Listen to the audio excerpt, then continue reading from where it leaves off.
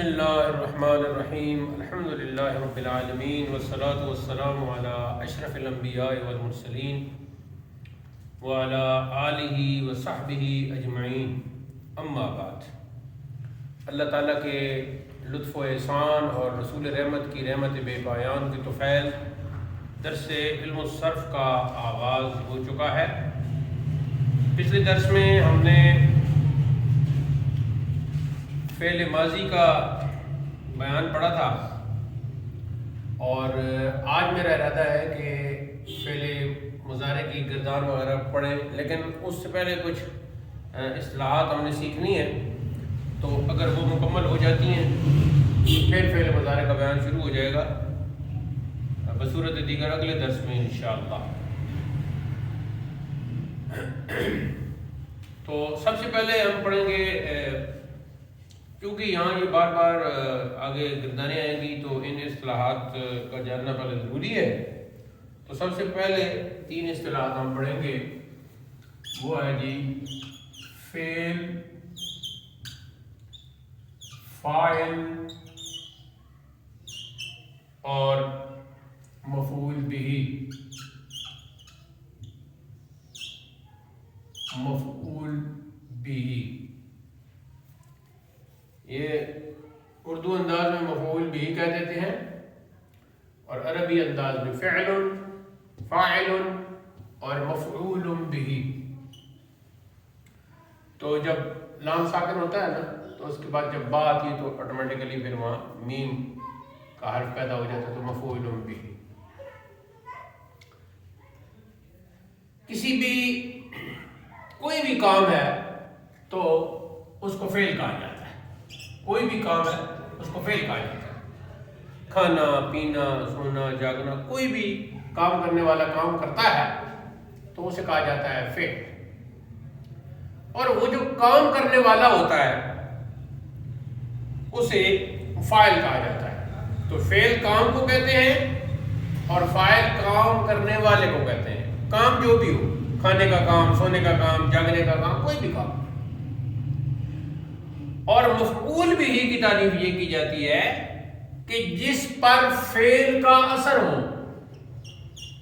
جس پر فعل کا اثر ہو۔ اب مثال کے طور پر میں لکھنے کا کام کر رہا ہوں، اور یہ جو لکھنے کا کام ہے یہ فعل ہے، میں یہ کام کر رہا ہوں تو میں فاعل ہوں، اور یہ جو وائٹ بورڈ ہے یہ مفعول بہ ہے کہ میری اس لکھاوٹ کا جو فعل ہے اس کا اثر سطح تختہ پر پڑ رہا ہے۔ یہ جو بورڈ ہے، یہ جو تختہ ہے، اس کی یہ جو سطح ہے، اس پر میرے لکھنے کا، لکھاوٹ کا جو فعل ہے اس کا اثر ہو رہا ہے، لہذا یہ مفعول بہ ہو جائے گا۔ یہاں جو میں نے مثال لکھی ہے، مثلا فعل ہے تو کتب، کتب فعل ہو گیا۔ اب ہم کہتے ہیں کتب خالد، خالد نے لکھا، تو خالد فاعل ہو گیا، اور آگے ہم نے لکھا خطاباً،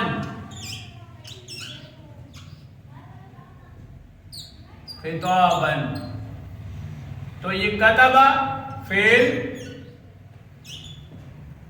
خالد فاعل، اور خطاباً مفعول بہ۔ سمجھ میں آ گیا جی؟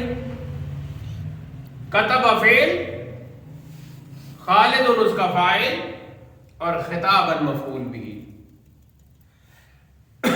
اس کو کہتے ہیں جملہ فعلیہ۔ تو ہمیں پتہ چلا کہ جملہ فعلیہ کے بنیادی ارکان، جملہ فعلیہ کے اساسی بنیادی ابلیغ بنیادی کارنے ارکان کون سے ہیں؟ تین. فعل، فاعل اور مفعول بھی. اب خالی مفعول ہی اگر لکھتے ہیں تو کام چل جائے گا، یہ بھی ساتھ لکھنا ہے؟ مفعول بھی لکھنا ضروری ہے. یعنی مفعول بھی وہ جس پر فعل کا اثر ہوا ہے. تو اردو میں ہم صرف مفعول بھی بول دیتے ہیں تو مراد اس سے مفعول بھی لے رہے ہوتے ہیں. ہاں جی. تو لیکن مفعول بھی پورا اصطلاح کا جب ہوگا تو پھر مفعول بھی آئے گا. یہ فرق ہوتا ہے، آگے جا کے ہم اس پہ بحث کریں گے کہ لکھنے میں لفظوں کو مکمل لکھا جاتا ہے اور بولنے میں ان کو مختصر کر دیا جاتا ہے. یہ ہر زبان کا ایک قاعدہ ہے. تو لکھنے میں اصطلاح خاص کر جو ہوگی اور باقی الفاظ وہ پورے آئیں گے، لیکن بولنے میں وہ کر دیتے ہیں. اور یہ چیزیں ہم آگے پڑھیں گے، ہمارے انشاءاللہ 5-6 لیکچر اس پر ہو جائیں گے. اس میں میں آج ایک مثال دے دیتا ہوں. مثال کے طور پر ایو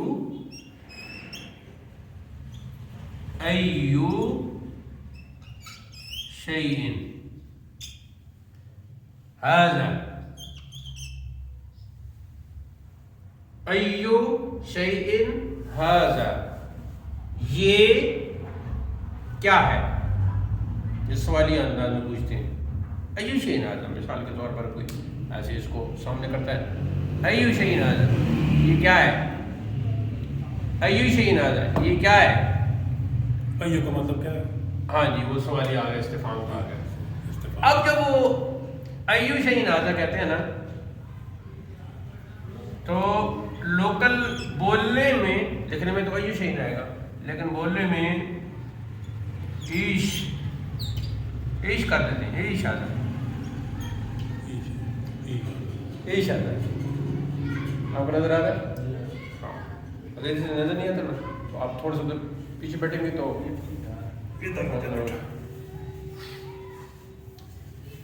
ایش ھذا. تو ایو شیئن کا مخفف ہو گیا جی عیش. اب بولنے میں اجازت ہے عیش کی، لیکن لکھنے میں اجازت نہیں ہوگی، اور یہ ہر زبان میں ہوتا ہے. جیسے ڈو ناٹ کو ڈاٹ کہہ دیتے ہیں. ہاں بالکل، ڈاٹ کہہ دیتے ہیں، اور مختصر کر دیتے ہیں.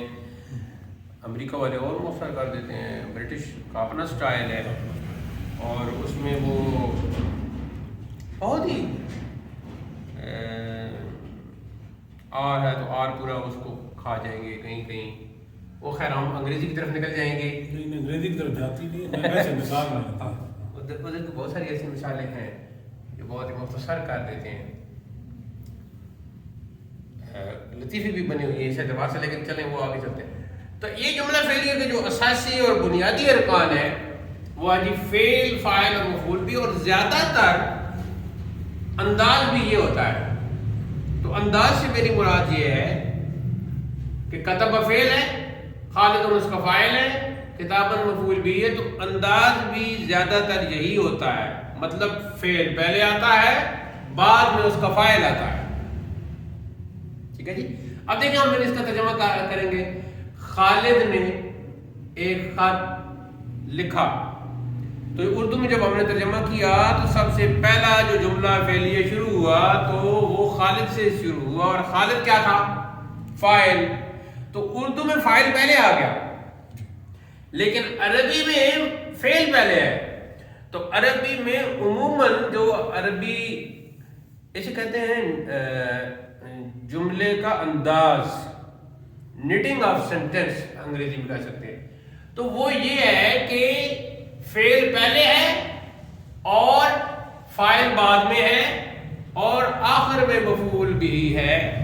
اب اگر آپ کہتے ہیں کہ ٹھیک ہے یہ تو عام قاعدہ ہے، عام انداز ہم نے سمجھ لیا، لیکن ہم دیکھتے ہیں کہ عربی زبان میں کہیں مفعول بھی پہلے آ گیا ہے یا کہیں اس ترتیب بدل گئی ہے، تو وہ کیوں بدلی ہے؟ تو وہ پھر شروع ہم چلے جائیں گے علم بلاغت میں. کہ علم بلاغت میں یہ چیزیں ہم پڑھتے ہیں کہ کبھی کبھی مفعول بھی پہلے آ جاتا ہے. تو کیوں پہلے آ جاتا ہے؟ کیا اس کی بلاغی وجہ ہوتی ہے؟ تو وہ چیز ادھر ہیں.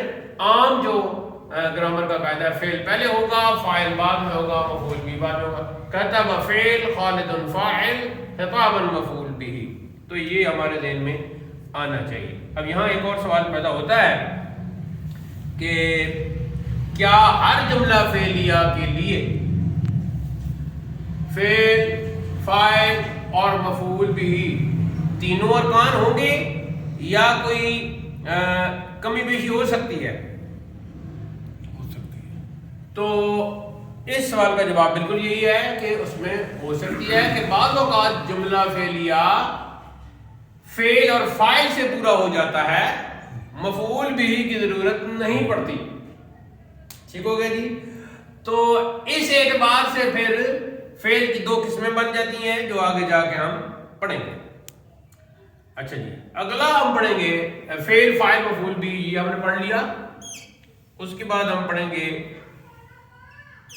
فعل معروف اور فعل مجہول. اچھا، اب فعل معروف کا دوسرا نام ہے جی فعل معلوم. دونوں نام آپ نے یاد کرنے، کیونکہ کسی کتاب میں معلوم ہوگا، کہیں معلوم ہوگا، کہیں معروف ہوگا. اب فعل ہمیشہ فاعل کرتا ہے اور فاعل ہمارے سامنے ہوتا ہے. تو اگر فاعل ہمارے سامنے ہو تو جو بھی فعل ہوگا پیچھے، جیسے یہاں کتب فعل ہے اور فاعل خالد ہمارے سامنے ہے، تو ایسے ہر فعل کو جس کا فاعل معلوم ہے، سامنے ہے، ایسے ہر فعل کو کہا جاتا ہے فعل معروف یا فعل معلوم.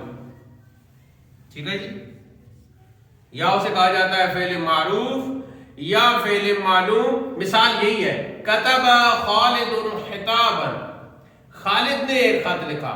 تو خط لکھنے کا جو فعل ہے، وہ فعل کرنے والا جو فاعل ہے وہ خالد ہے، وہ سامنے ہے، وہ موجود ہے، جملے کے اندر موجود ہے.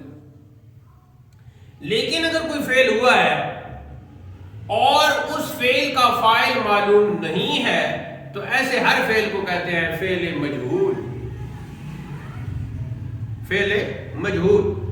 جیسے کہ یہاں میں نے مثال لکھی ہے، وہ تو پہلی مثال تو وہ ہو گئی نا، کتب خالد خطابا. دوسری مثال ہے جی خرج طفل من البیت، کہ لڑکا گھر سے نکلا. تو یہ بھی معلوم ہو گیا. تو یہاں جو خرج فعل ہے یہ فعل معروف ہو گیا. اور مجہول کی مثال یہاں ویسے آگے میں نے لکھی ہے، لیکن یہاں ایک مثال لکھتے ہیں جی شرب الماء.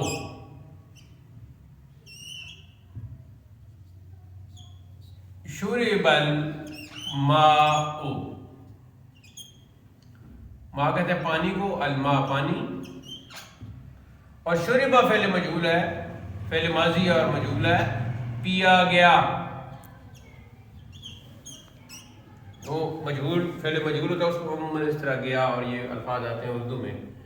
اب شرب الماء کا معنی ہے پانی پیا گیا. گرامر کے اعتبار سے شربہ کلمہ کیا ہے؟ فعل.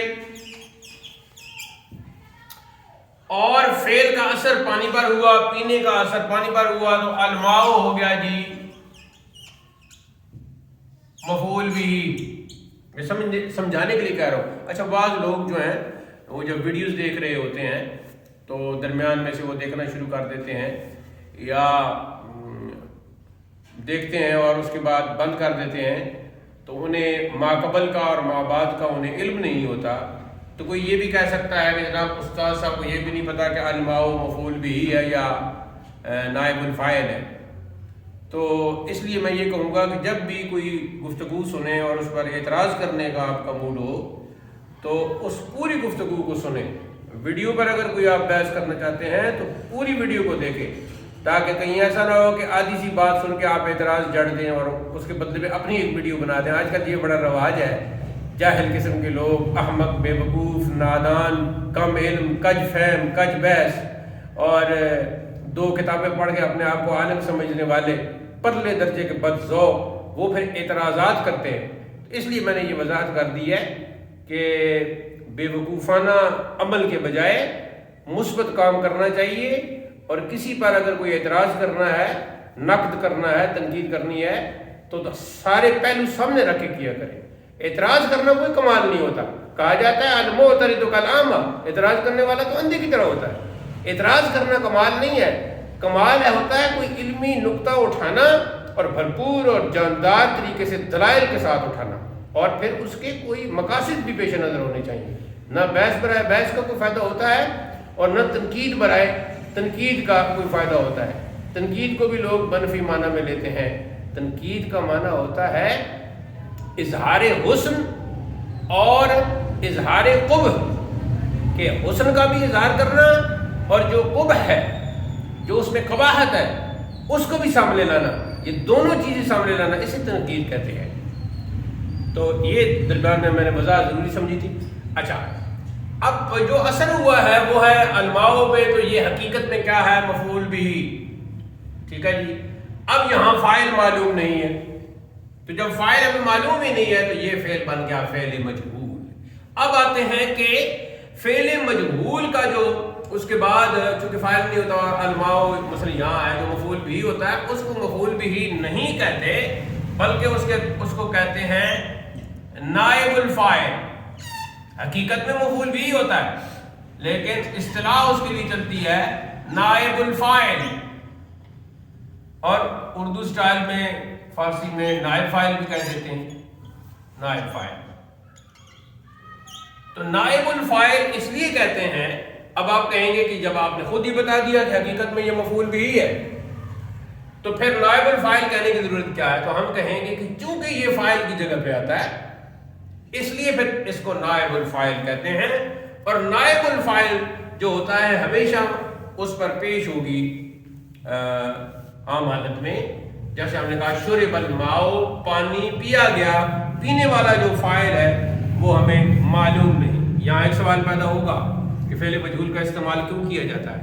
تو فعل مجہول کا استعمال آپ علم بلاغت میں پڑھیں گے کہ اس کی کئی وجوہات ہوتی ہیں. کئی وجوہات ہوتی ہیں. مثال کے طور پر ایک وجہ یہ بھی ہوتی ہے کہ کسی جھگڑے سے بچنے کے لیے فاعل کا نام لینے کے بجائے فعل مجہول استعمال کر دیا جاتا ہے. اور دیکھو پنجابی میں ہم کہتے ہیں کہ اب آپ کو پتہ ہے، اب آپ کے سامنے بھائی نے کوئی چیز کھا لی، تو امی نے بعد میں پوچھا یہ کس نے چیز کھائی ہے یا کس نے چیز اٹھائی ہے یا فریج سے فلاں چیز کس نے نکالی ہے. اب آپ کو پتہ ہے فاعل کا، فاعل ہے کسی کا لیکن اب اس سے خرابی پیدا ہوگی تو آپ کہتے ہیں کہ پتہ نہیں کوئی کھا گیا، بہرحال کوئی کھا گیا وہ ہن چیز ختم ہو چکی، اور اس نے ذکر نہ کرنا بہتر اور اولا جی. تو یہ ہوتا ہے مجہول کا مطلب جہل معلوم. جی جی، یعنی کہ جو نامعلوم، مجہول یعنی کہ نامعلوم، یعنی نامعروف، نامعلوم. تو یہ ہے جی. تو اس اعتبار سے پھر فعل کی 2 قسمیں بن گئی، فعل معروف جس کا دوسرا نام معلوم ہے اور دوسرا فعل مجہول. یہاں ایک سوال پیدا ہوتا ہے کہ ابھی سے ہم نے یہ بات آپ کو کیوں بتائی؟ اس لیے بتائی کہ جب آپ فعل مجہول استعمال کریں گے تو آپ فعل بھی مجہول لائیں گے، اور فعل مجہول آپ تب لائیں گے کہ فعل مجہول کی گردانے آپ پڑھیں گے. تو اس لیے پھر یہاں اس چیز کا اظہار ان گردانوں کو پڑھنے سے پہلے ضروری تھا. اب آپ سوچ رہے ہوں گے کہ ہم نے تو فعل معروف کی گردانے بھی ابھی سٹارٹ نہیں کی، فعل ماضی شروع کیا ہے، تو سوچ رہے ہیں کہ ہمیں وہ 18 سیغے یاد ہوں گے یا نہیں ہوں گے، اور یہ تو اگلی ایک ورائٹی آ گئی ہے. تو کوئی بات نہیں، یہ ساتھ ساتھ آپ کی پریکٹس ہوتی رہے گی. تو فعل معروف کا جو فاعل ہے اس کو کہتے ہیں فاعل، اور فعل مجہول کا جو حقیقت میں تو مفعول بھی ہے لیکن چونکہ وہ فاعل کی جگہ پہ ہوتا ہے تو پھر اس کو کہتے ہیں نائب الفاعل یا نائب فاعل. تو یہ اصطلاحات بھی آپ نے سامنے رکھنی ہوں گی. یعنی ایک تو پیش آ گئی نا اس پہ، اور دوسرا یہ ہے کہ اس کا نام جو ہے وہ نائب فاعل ہو گیا. اب ہم پھر پلٹتے ہیں ادھر فعل مضارع سے پہلے، فعل مضارع کی طرف جانے سے پہلے پھر ہم فعل ماضی کی طرف پلٹیں گے. تو فعل ماضی کے ہم نے اس کی تین اس کے ہم نے وزن پڑھے ہیں، یہ جی فعلا اور فعلا، ٹھیک ہو گیا جی، اور فعولا۔ بعض ایسے اساتذہ کا یہ طریقہ بھی ہے، بعض کتابوں میں بھی ایسے لکھا ہوتا ہے، تو ایک ہی دفعہ لکھ دیا فعلا فعلا فعولا، کیونکہ عین طلبہ کی بات ہے۔ اچھا، اب فعل مضارع کی طرف جانے سے پہلے ہمیں فعل ماضی مجہول کا معلوم ہونا چاہیے۔ فعل ماضی مجہول، تو ایک دفعہ اگر آپ نے گردان یاد کر لیا نا جی، میں ایک دفعہ پڑھ دیتا ہوں اور کوشش کریں کہ آپ یہ جو وزن ہے اس کی پہلے گردان پڑھ لیں۔ تو گردان کا طریقہ یہ بتایا تھا کہ پہلے 6 غائب کسی کے پڑھیں گے، پھر 6 مخاطب کے حاضر کے پڑھیں گے، اور پھر 6 متکلم کے پڑھیں گے، اور سانس آپ نے نکالنی ہوگی پہلے 3 مذکر کے۔ کوئی ایسی بات نہیں، جب آپ یاد کریں گے پریکٹس ہو جائے گی۔ ہاں، اور یعنی 2 سانس ہے نا، پہلی سانس میں مذکر کے 3، پھر 2۔ تو کیا طریقہ ہوگا؟ طریقہ یہ ہوگا فعل فعلا فعلو فعلت فعلتا فعلنا۔ اب یہ غائب کے 6 پورے ہو گئے، ٹھیک ہے۔ اب مخاطب میں جو 6 پڑھیں گے، سانس تو ادھر اسی طرح ہی نکالنی ہے، لیکن یہ ذہن میں رکھے کہ وہاں تا کا استعمال زیادہ ہے۔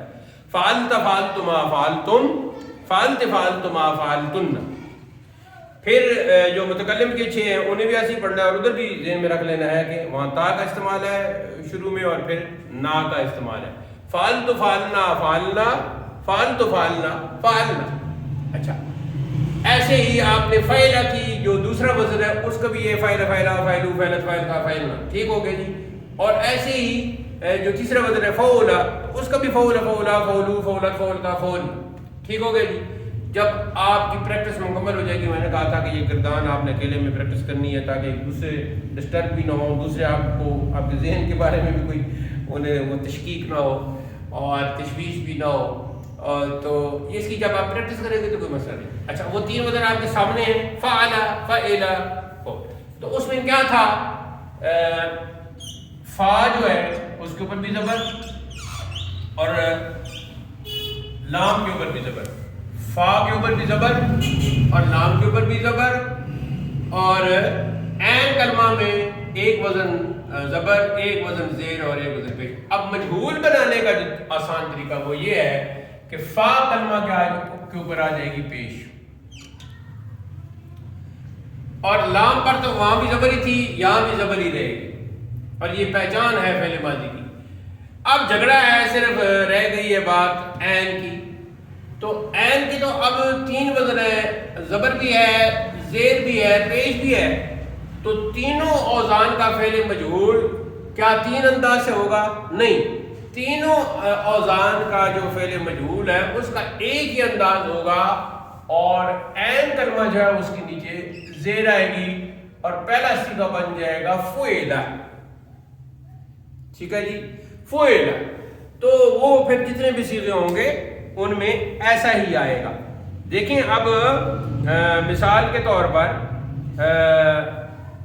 شربا، شربا، شربا، تو مجہول بنانے کے لیے ہم نے کیا کیا؟ شربا پیش لائے، یہاں زیر لانی تھی تو وہ آلریڈی موجود تھی، اور آخری کو تو ہم نے اس پہ زبر پر قائم ہی رکھنا ہے، تو فعلا آپ کے ذہن میں رہنا چاہیے۔ بس فعلا جب آپ کے ذہن میں آ جائے گا تو جو باقی گردان ہے فعل اپنا معروف کی تینوں وزنوں کی وہ پہلے آپ نے پڑھی ہوئی ہے، اسی پر اس کو اپلائی کریں گے۔ فعلا فعلا فعلو فعلت فعلتا فعلنا فعلت فعلتما فعلتم فعلت فعلتما فعلتن فعلت فعلنا فعلنا فعلت فعلنا فعلنا۔ اب ترجمہ کیسے کیا جائے گا؟ ترجمہ ہر صیغہ کی مناسبت سے کیا جائے گا۔ مثلا فعل، اس نے کیا، اس نے کیا، اور فعلا کا ترجمہ کیا ہوگا؟ مجہول کا، اس سے کیا، ہاں، یا صرف اتنا ہی کرتے کیا گیا، ٹھیک ہے جی، یہ ہو جائے گا، بس یہ ترجمہ ہوگا چاہے کوئی بھی ہو۔ اب مثال کے طور پر یہاں پی ڈی ایف میں آپ کو دوں گا تو اس میں جو میں نے لکھے ہیں، مثلا شربا پیا گیا، کتبہ لکھا گیا، سمع سنا گیا، ضربہ مارا گیا، قتل قتل کیا گیا،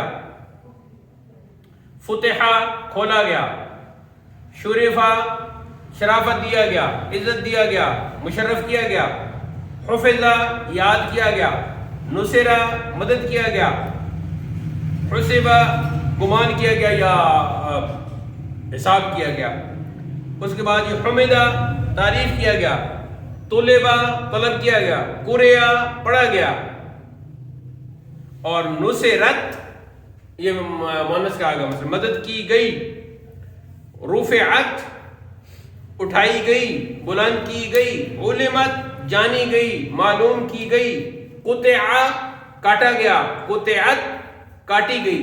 تو اس طرح آپ مختلف چیزیں بنا لیں گے، اور آپ یہ بھی کوشش کریں کہ یہی ترجمہ جو اس کا کیا گیا یہ پوری گردان کا آپ کر لیں، ماضی کے مطلب یہاں فعل ماضی کو ٹھیک۔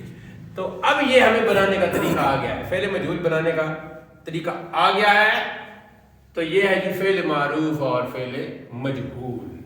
اب ہم نے فعل ماضی کے 3 وزن پڑھے، مکمل گردان کو سمجھا، 18 صیغوں کو سمجھا، پھر فعل مضارع کی طرف بڑھنے سے پہلے کچھ اصطلاحات پڑھی، فعل فاعل مفعول بہ کو سمجھا، مثالیں ان کی پڑھ لیں، پھر ہم نے فعل معروف اور فعل مجہول کو سمجھا، پھر فعل مجہول کی یہ مثال لکھ کے اس کو سمجھنے کے بعد ہم نے فعل ماضی مجہول کے تینوں اوزان سے فعل ماضی مجہول کیسے بنتا ہے وہ طریقہ سیکھا، اور اسی طرح ہم نے لکھنا بھی ہے، گردانیں لکھنی بھی ہیں، اور لکھنی تو ایک بار ہے نا، لیکن اپنی زبان پہ ان کا اجرا بار بار کرنا ہے۔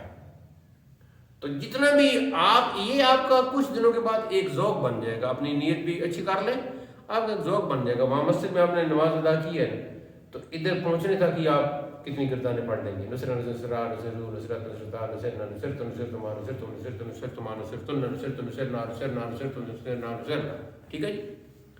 اور پھر آگے جا کے سپیڈ کے ساتھ آپ پڑھیں، پھر آپ اب ظاہر ملک صاحب کے ساتھ تو آپ کا مقابلہ نہیں ہوگا، تو دونوں آپ جو ہے آپس میں اپنا مقابلہ بھی آگے سپیڈ کا کر سکیں گے، تو ہم دونوں جج بن جائیں گے نا، چیف جسٹس ایک بن جائے گا ایک اور ہم جسٹس کریں گے، اس میں اللہ سے ڈر کر، ٹھیک ہے جی۔ اور میری عادت ایک بڑی جسے لوگ پسند نہیں کرتے کہ اگر میں نے نمبر رکھے ہوئے ہیں ایک سوال کے 10، ٹھیک ہے جی، تو 7 نمبر والے کو میں پاس کرتا ہوں، کبھی 8 والے کو، کبھی 9 والے کو، ٹھیک ہے جی۔ حقیقت میں پاس وہ ہوتا ہے میرے نزدیک جو 10 میں سے 10 نمبر، میتھ کا سسٹم جو ہے مطلب اس کا یہ ہے کہ پورے کا پورا آتا ہو، پورے کا پورا آتا ہو جی، بالکل پورے، تاکہ آگے جا کر جب دوسروں کو پڑھائیں تو بالکل جو ہے نا یوں سمجھ لیں کہ اپنی طرف سے آپ 100% ہو کر پڑھائیں۔ آگے تو ظاہر ہے پھر جتنی صلاحیت ہوتی ہے سننے والوں کی بھی، اور اپنی اس وقت یہ بھی اللہ تعالیٰ کی شان ہے کہ جب بندہ پڑھ رہا ہوتا ہے، بول رہا ہوتا ہے، اور بندے کی نیت صاف ہوتی ہے، تو اس وقت آسمانی معلومات، آسمانی علم اس وقت بھی نازل ہوتا ہے، اسی وقت بندے کے ذہن میں نئی مثال آ جاتی ہے جو طلباء کو بندہ پڑھاتا ہے، پڑھاتے ہوئے آ جاتی ہے، ہاں، اور پھر ان کی چہرے دیکھ کر یا ان کی کوئی سوال سن کے مزید وضاحت کے لیے جو کلمات اور الفاظ اور جملے اللہ تعالیٰ اس وقت عطا کر دیتا ہے، تو یہ اللہ کی بڑی شان ہے۔ تو یہ ہو گیا جی۔ اب بہت ساری مثالیں ہیں، کچھ جملے بھی میں نے نمونے کے لکھے ہیں جو اس PDF میں آ جائیں گے، مثلا شرب الماء، پانی پیا گیا، کتب الدرس، سبق لکھا گیا، اس طرح یہ سارے، لیکن یہ مثالیں ساتھ ساتھ چلتی رہیں گی۔ تو اسی پر آج کا درس تکمیل آشنا ہوتا ہے۔ وصلی اللہ تعالی علی حبیبی سیدنا و شفیعنا و مأوانا و ملجانا و قدوتنا و مولانا محمد وعلی آلہ و صحبہ اجمعین، وآخر دعوانا الحمد للہ رب العالمین، والسلام علیکم ورحمۃ اللہ۔